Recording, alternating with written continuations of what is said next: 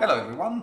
Today we are going to talk about legato. We've seen in the past how it is actually easy to chop the line when you have a legato line and you have too sharp of a rebound in your gesture. Today we're going to dive into it with the help of Brahms Symphony No. 4.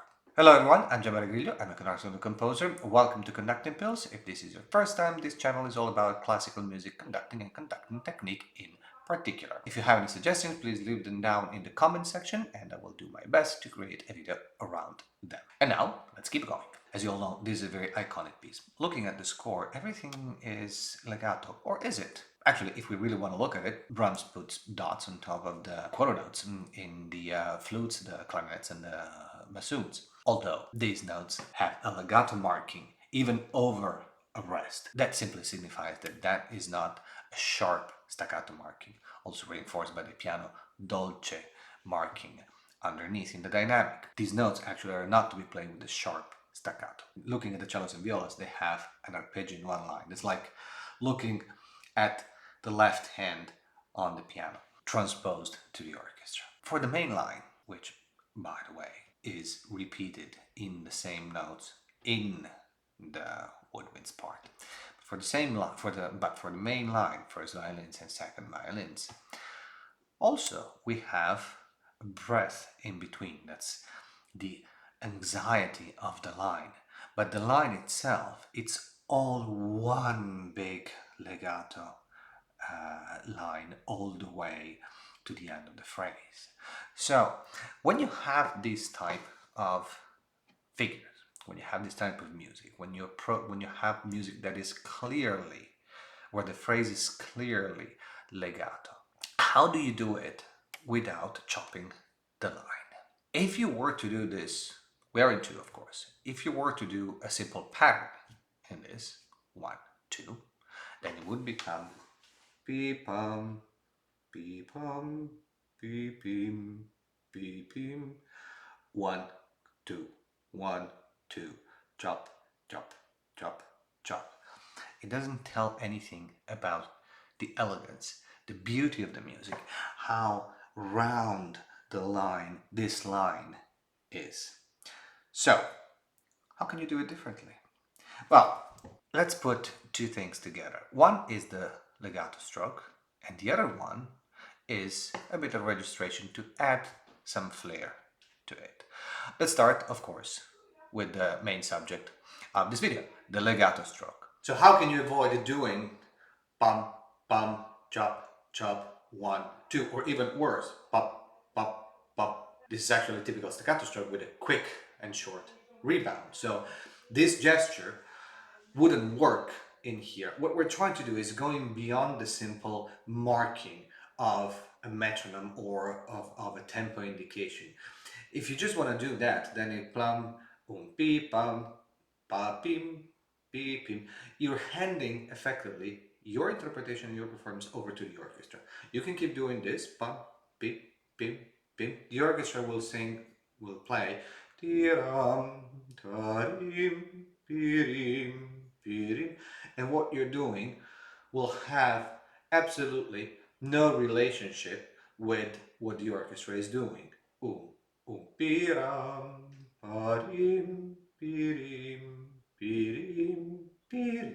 What you want to do is actually transmit, is actually give the orchestra a sense of the phrase that you have in your mind, a sense, and this entails not just the tempo, not just the dynamic, but also the type of articulation that the phrase has.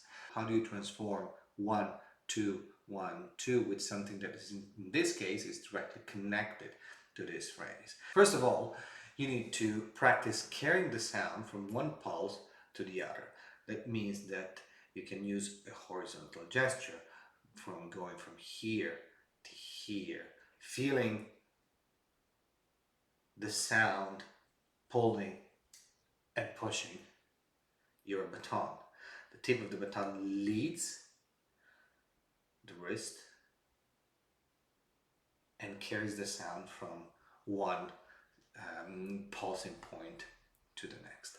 Now, of course, if you were to do this, all of it, this way, then first of all, it would be monotonous to look at, but it would be way too heavy because you would add unnecessary weight into the phrase. And consider that everything you do provokes a response in whoever is playing. Now, if what you're doing makes sense, then whoever's in front of you is going to accept it. If it doesn't, they're going to make up for it. So if you start this piece by doing tiram, parim, piram, parim, effectively what they should be playing is tiram, parim, parim, full bow, forte dynamic, which is against what the spirit of this phrase is. It's also against what's written because it's also written piano for that matter. However, this is a good exercise to practice carrying the sound from one pulse to another in a legato stroke. This goes, of course, vertical as well. Right? Once you have this, you can, of course, shorten the size of your gesture, at which point piram, parim, piram, parim. Now this is still very basic, and then pulsing in the middle. Piram, click parim, click parim, click parim. But it doesn't quite render the phrase.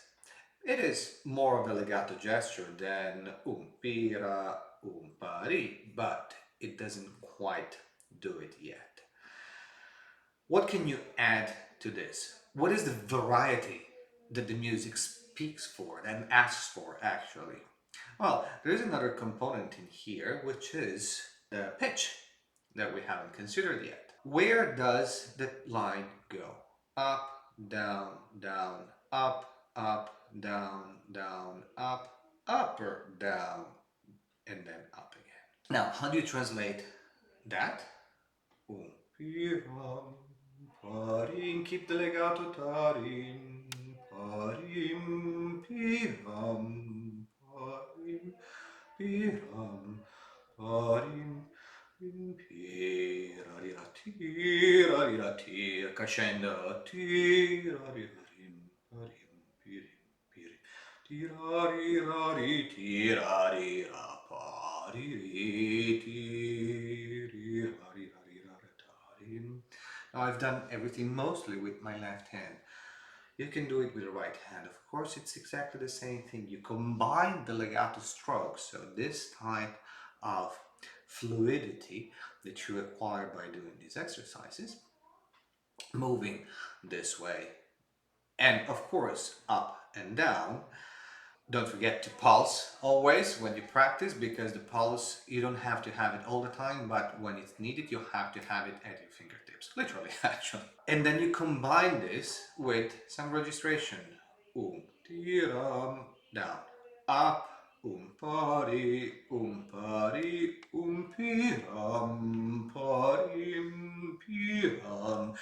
Parim, pim, pirarira, pirarira, crescendo, rarira, diminuendo, tarirarim, parim, pirim, pirim.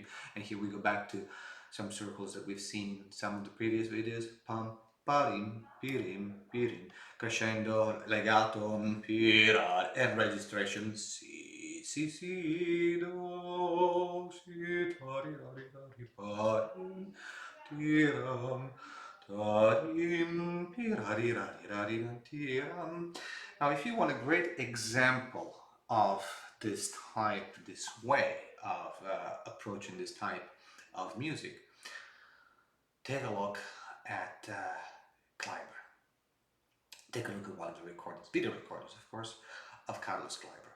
It's full of this type of gestures that they do nothing else but depicting the music. Now, of course, he was doing it in a very spontaneous and natural way. And we kind of decoded it into a technique that can be replicated, because this is an exercise that you can do to acquire the type of technique. Registration, more than one video on the channel on it, by the way. Registration can help you shape the music in different ways, same and as circle, and keeping all the legato line, the legato stroke, maintaining clarity and bringing out the music. I hope you found this video interesting. If you have any questions or any doubt, just let me know down in the comments. For more information, more articles, more videos, look at my website, and I will see you in the next episode of Conducting Pills. In the meantime, be well, enjoy music, enjoy conducting, and be kind to yourself.